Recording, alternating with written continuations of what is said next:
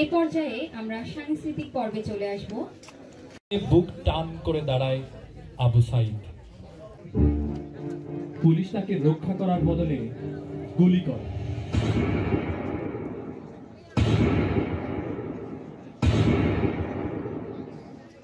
ঠাস ঠুস কয়েকটা গুলির মধ্যে একটা গুলি লাগে তার কোমরে। খানিকটা ভাঁজ হয়ে যায় শরীর। সম্ভবত সে বুঝতে পারে নাই। ঘাড় ঘুরিয়ে কোমর দেখার চেষ্টা করে একবার, তারপর আবার আগের মতো আবার দুই হাত প্রসারিত করে সিনা টান করে দাঁড়ায়। ডান হাতে ছোট্ট একটা লাঠি। বিশ্ববিদ্যালয়ের প্রধান ফটকের পাশে বেশ কয়েকজন পুলিশ, হাতে রাইফেল, রাইফেলের তাজা গুলি।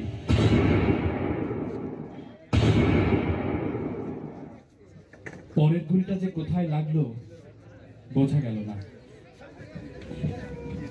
তবে আবু সাইদ চলছে, পড়বে পড়বে ভাব, কিন্তু এখন সে সোজা হয়ে দাঁড়ানোর চেষ্টা করছে। গুলি খাওয়ার আগে ফেসবুকে তার শেষ পোস্ট ছিল, যতদিন বেঁচে আছেন মেরুদণ্ড নিয়ে বাঁচবেন। সেজন্যই হয়তো গুলি খাওয়ার পরেও সোজা হয়ে দাঁড়াতে চাইছিল, কিন্তু পারছিল না।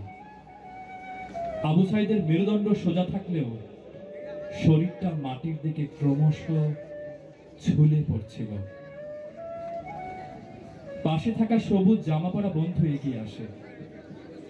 পুলিশের গুলির ভয় ডর পাশে রেখে আবু সাইদকে ধরে। আরো দু একজন আসে।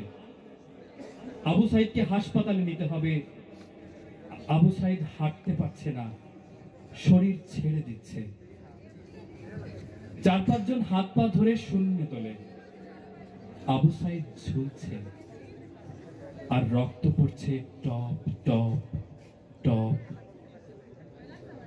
যে আবু সাইদ কিছুক্ষণ আগেও বুক চিতিয়ে দাঁড়িয়ে কোটা সংস্কার আন্দোলনের নেতৃত্ব দিচ্ছিল, সে এখন শূন্যে ঝুলছে। যেভাবে ঝুলছে মেধাবীদের ভাগ্য।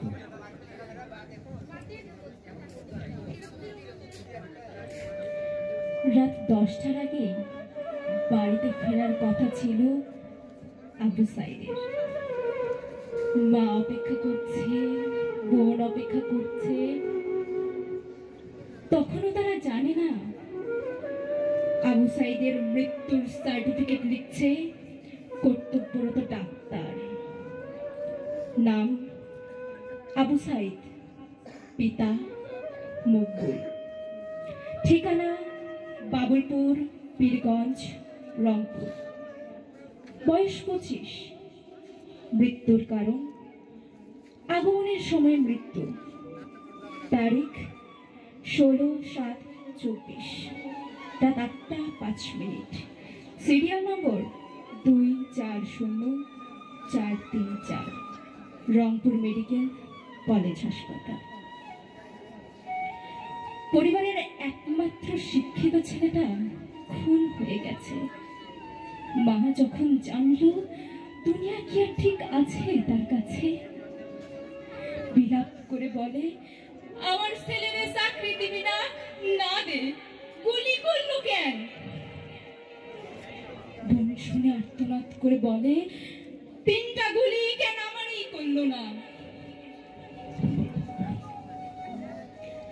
আবু সাইদ ফেসবুকে আরো লিখেছিল, যদি আজ শহীদ হই তবে আমার নিথর দেহটা রাজপথে ফেলে রাখবেন।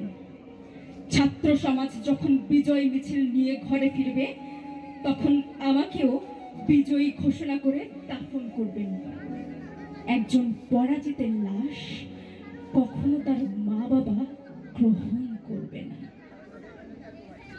ধন্যবাদ।